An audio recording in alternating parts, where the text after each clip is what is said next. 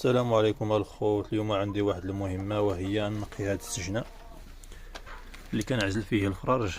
كما تشوفوا غادي نقي داك البزق كامل، وغادي نغسل ديك الشرابة ونحط لهم بلاصة الماكلة. عندي واحد الفراج هنا معديلهم داك الفراج الكبير، غادي نحولهم لهاد السجنة باش نعزلهم ونعطيهم الماكلة ديالهم خاص.